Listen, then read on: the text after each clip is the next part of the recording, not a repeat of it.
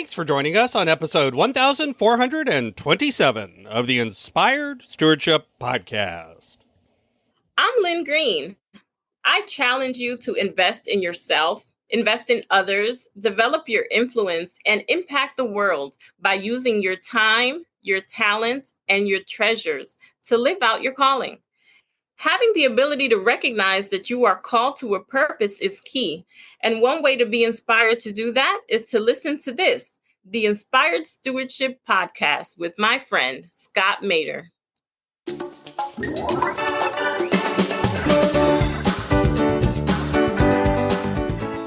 And so my inspirational blog was born at that time, at a time in the COVID pandemic where everyone was in crisis. I created a space where people could find relief, where they could feel seen and understood, and more importantly, where they didn't feel like they had to go through life alone. I feel like a lot of people felt that way during that time. Welcome and thank you for joining us on the Inspired Stewardship Podcast. If you truly desire to become the person who God wants you to be, then you must learn to use your time, your talent, and your treasures for your true calling. In the Inspired Stewardship Podcast, you will learn to invest in yourself, invest in others, and develop your influence so that you can impact the world.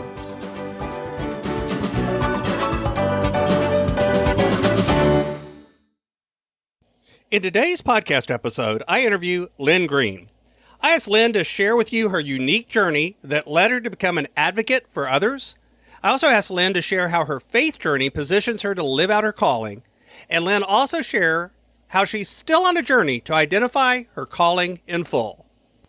I've got a new book coming out called Inspired Living, Assembling the Puzzle of Your Call by Mastering Your Time, Your Talent, and Your Treasures.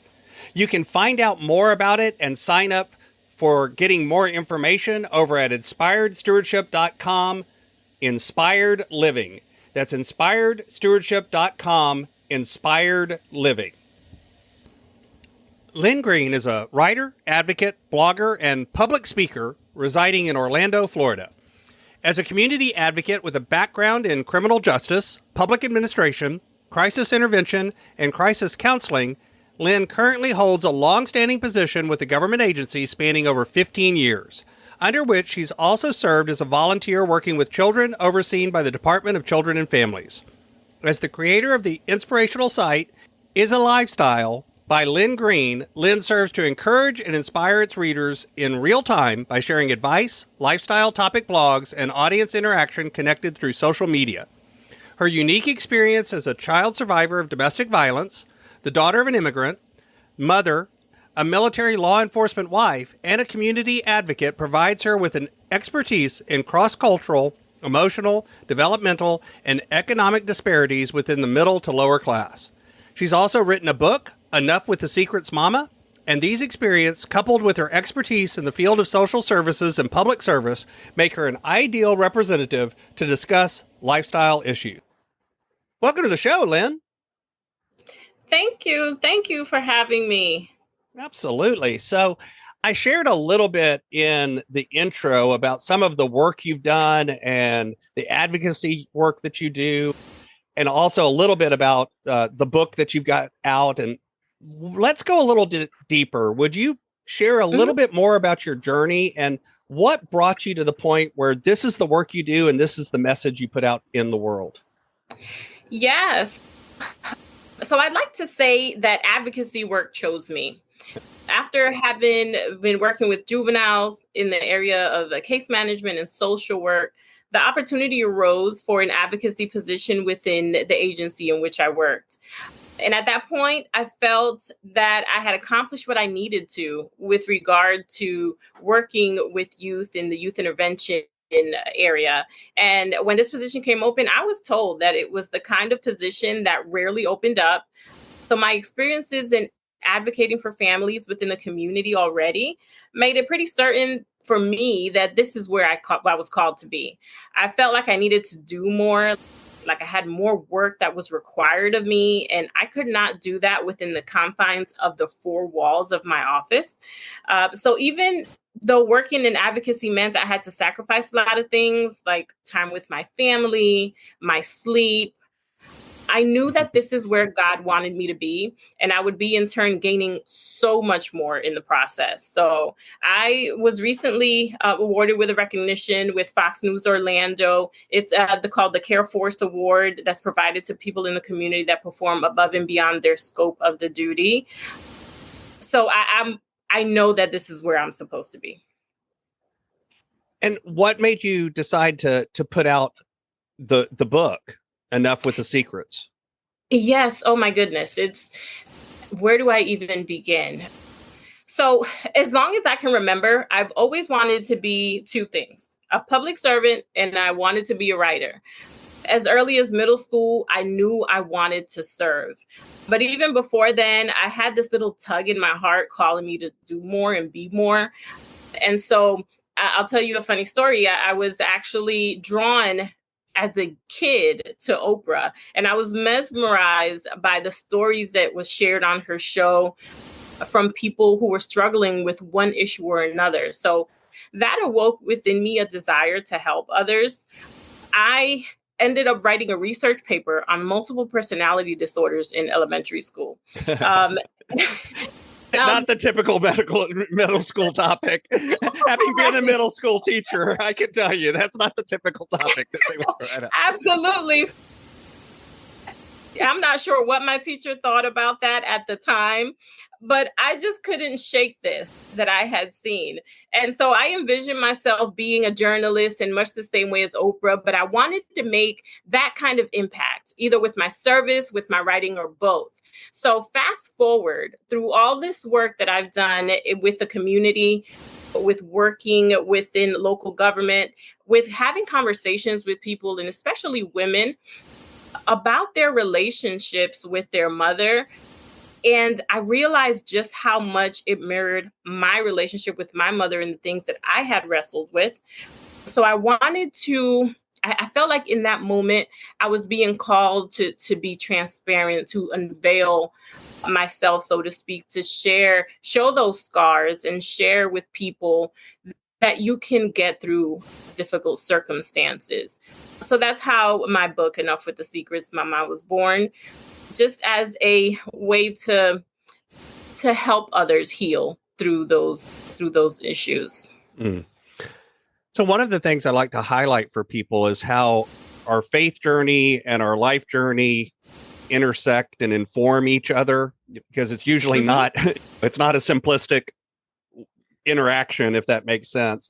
Would you share a bit about your faith journey and how that's informed your life journey and vice versa? Yes. So this is a rather interesting testimony. I did not grow up in your typical Christian household. In fact, when we attended church, it was not with our parents. My mother was surrounded by faith-based friendships, and she sent us off to church with her friends. We've been in Baptist church, Pentecostal, Catholic, and the Kingdom Hall. In fact, I credit Jehovah's Witness community for the ability to read and write in Spanish, because when we moved here from the Dominican Republic, I had to read and learn to read and write in English. So though I had those experiences in my childhood, and it wasn't until I was in my mid-20s that I truly sought my Christian faith. In search of a new church home, I found that in the Gathering Place in Sanford, Florida. I'll forever credit Pastor Sam Hinn for sowing into me. And I'm so very grateful for his written forward in my book, Enough for the Secrets, Mama, which is out for public release May 14th. But this time in my life was filled with so many transitions. I left my home with my mother, now a single mother with a 3-year-old little boy, starting a new job in an unknown city and looking forward to making a difference in the lives of troubled youth. The very thing I had so carefully penned in a middle school yearbook years before.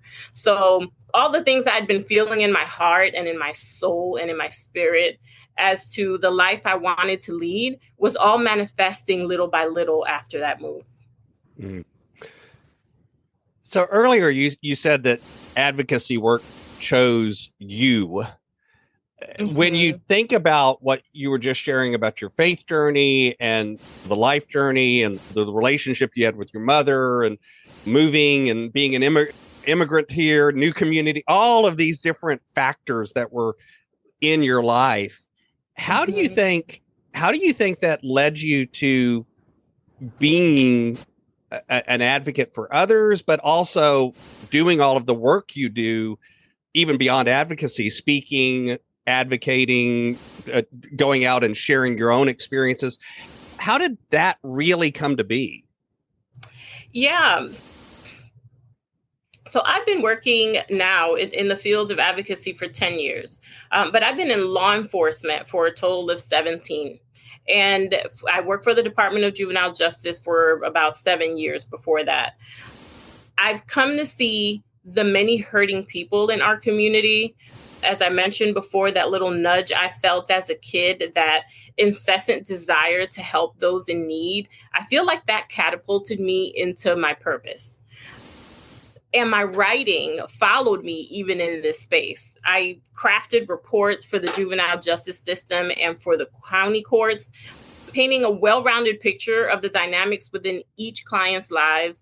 And I feel like that's a skill that I would continue to build ultimately for use for the greater good. It became clear that not long after that, I had an even bigger task. Now I had to expand my reach beyond the local advocacy work and outreach I was doing. I knew I was being called to reach and impact the world as a whole. And so my inspirational blog was born at that time. At a time in the COVID pandemic where everyone was in crisis, I created a space where people could find relief, where they could feel seen and understood, and more importantly, where they didn't feel like they had to go through life alone. I feel like a lot of people felt that way during that time. Through this blog, I've not only shared resources, but I've also shared my own personal experiences. And hence, Enough with the Secrets Mama was actually born post the creation of my blog. So my prayer ultimately was thereafter, Lord, just fill me with the boldness to share my testimony, for I was born for such a time as this, is how I saw it. And in much the same way as Esther was reluctant, so was I. This meant I had to be vulnerable and I had to be transparent. I'm a private person, and I knew I had to unveil myself because I feel like that would be the only way that people could see that there was healing through fire. So I like to highlight for people how often we don't discover our purpose or calling. It's never really this complete destination where we start at point A, we go to point B, then we go to C, we go to D. Instead, it tends to be indirect. It tends to be a process of discovery. How do you think what you're doing today and the journey you've been on, how has it helped you uncover what you feel is your purpose and your calling? And then what else do you feel like there's even more out there?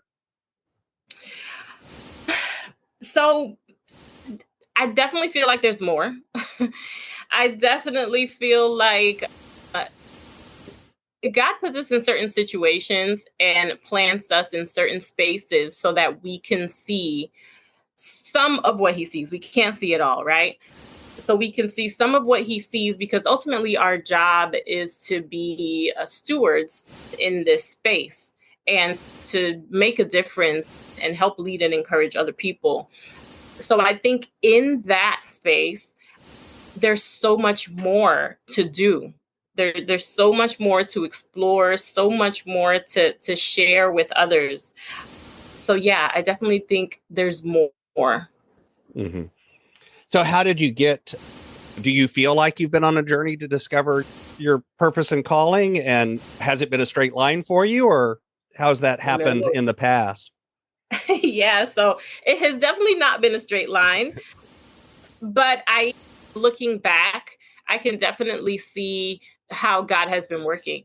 I can see how he has been planting little seeds along the way and how he's not let me go as far as that's concerned. So things like just the love for reading and writing, even when I didn't fully speak the language when I first came here, the people that he's placed in my life, like my elementary school teacher, my English teacher, who I dedicate my book to, because it is because of her, who then turned into a pen pal when we moved from the state of Rhode Island. that would continue to encourage me. Those examples, the people that would be placed in my path would make me veer back on path whenever I was straying. So it definitely was not a straight line. I am thankful for the experiences and opportunities and people that have gotten me back on the path when I have veered off. But I think it's hard to do sometimes because life gets in the way, right? Responsibilities come and you have to readjust and you have to prioritize certain things over others. And it's easy to get lost in the shuffle when you're not focused and have the right frame of mind. So I'm just grateful that it all ultimately worked out. I feel like I've definitely found my purpose. I'm walking in and living in that purpose. And I'm looking forward to all the amazing things that are to come. Mm-hmm. When you find yourself distracted by the shiny objects or pulled in those other directions and things, do you have anything that you tend to lean on to help you figure out, wait a minute, is this something I'm supposed to be doing, or is this a distraction? Or what do you do when you have that doubt or that choice in your mind? Yes. So I have definitely had to learn to just be still, which is something that's been very hard for me to do. But I have definitely dug my nails into everything that is the word of God, and just when the Bible speaks about renewing your mind, how important it is to continue to develop that skill to build yourself up to that discipline. Because when those things happen, it's easy for me to recognize it. It's almost like that it's that little voice that everyone talks about. Listen to that little voice within you that's telling you, no, stop. That is the voice that I vividly hear often when I'm in those spaces. And that reminds me to just be still and surrender and let his plan play out. It's not necessarily about what I want, which was hard to do because we're human, right? And the flesh, sometimes we want to control things, and we learn quickly that it's really not within our control. Yeah, and if you need any reminding of that, just wait around a few minutes. It'll happen. You'll get reminded that it's not really ultimately in your control. So before I ask you a few questions I like to ask all of my guests, is there anything else about the advocacy work you do or your book that you'd like to share with the listener? Yeah, so my book it's a memoir. It's a real life immigrant story of a Dominican woman and her daughters as they find their way in the land of opportunity and all the things that accompany them on the journey, all those shortfalls. So our family journeys from my mother's origins in the Dominican Republic to Puerto Rico and through the East Coast of the United States, where we find our way ultimately in this country, in the country that we've chosen to call home. I, the daughter of a difficult yet self-empowered matriarch in a family of many secrets, which is where enough of the secrets in the title comes in, I feel sandwiched between my drug-addled brother and my free-spirited sister. They both demand much of my mother's attention. And through that, I develop also some additional traumas, child molestation, sexual abuse, emotional abuse, and I yearn for a close relationship with my mother. What I do, which is where we're talking about the need to control, is I developed this controlling personality as a child. I want to be the good child. I want to be perfect. I want to give her no worries. But as life circumstances get in the way, I fear I'll lose my grasp on that mother-daughter relationship. Despite the tragic things that have happened, the rejection, the trauma that I endured along the way, the twists and turns in my own life that motivated me to break those generational curses and set a new course for myself and my family, I want other people to see that. This book is ultimately for women who feel frustrated by self-perceived emotional neglect. It can help spare you the grief that comes with developing detrimental relational habits, and it allows you to carve out your own destiny. So if there's anything that I want the world or the country and everyone that's hearing to know, is that I pray it heals and helps many in similar circumstances. Absolutely. Mm-hmm. So my brand is Inspired Stewardship, and I run things through that lens of stewardship. And yet I've discovered over the years, that's one of those words that means a lot of different things to a lot of different people. So when you Yes. hear the word stewardship, what does that word mean to you? And what is the impact of that had on your life? Yeah. So stewardship to me is being able to carefully manage that which we've been entrusted, right? Our spiritual gifts, if you will. So the diligent and impactful way that we carry out the responsibilities as public servants, which we've been purposed for, knowing that it's merely just not merely a calling, but an obligation that we have to be kind, to lead, to guide and encourage other people. So for me, it's been impactful to steward in all my works. I see the difference it makes in the lives of others, knowing that by the grace of God, I can carry out the role he set before me. It's ultimately, it's all for his glory and to leave a lasting influence in our world. So this is my favorite question that I like to ask everybody.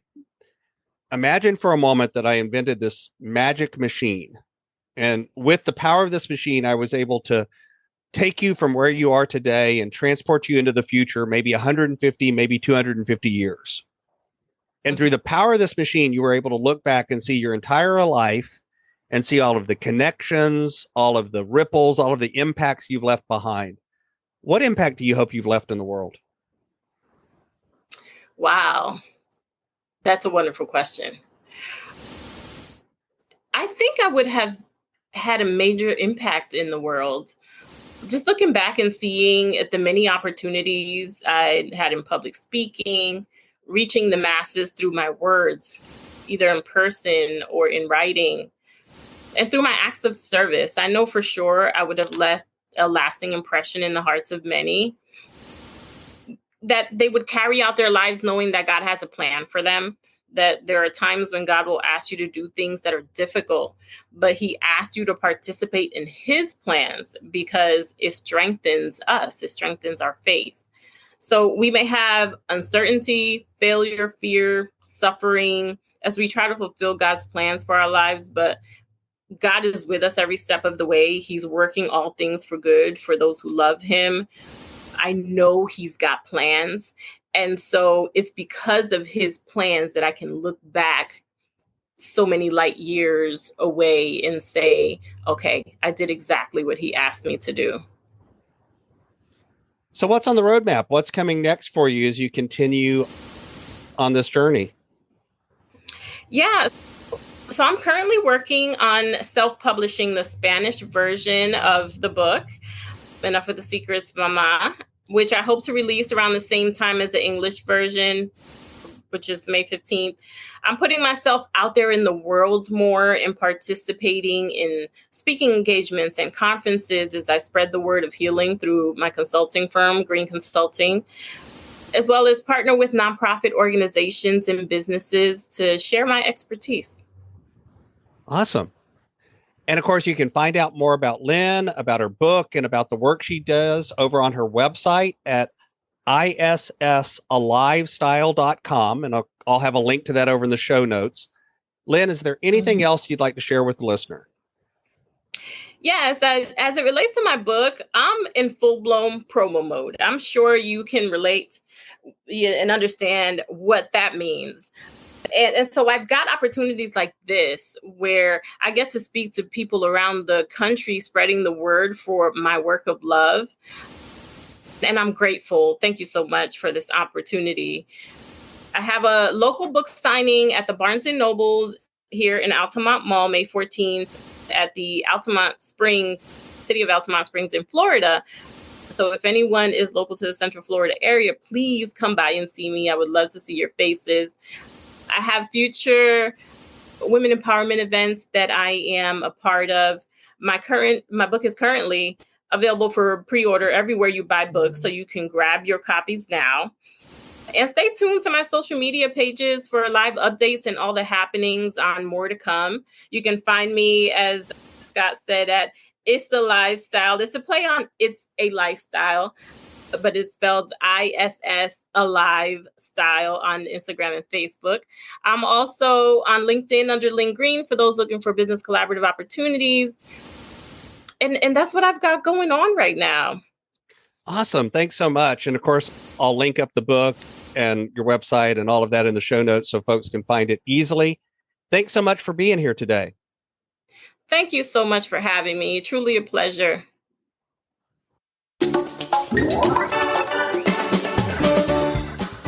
Thanks so much for listening to the Inspired Stewardship podcast. As a subscriber and listener, we challenge you to not just sit back and passively listen, but act on what you've heard and find a way to live your calling. If you enjoyed this episode, please do us a favor. Go over to inspiredstewardship.com/iTunes rate, all one word, iTunes rate. It'll take you through how to leave a rating and review and how to make sure you're subscribed to the podcast so that you can get every episode as it comes out in your feed. Until next time, invest your time, your talent, and your treasures. Develop your influence and impact the world.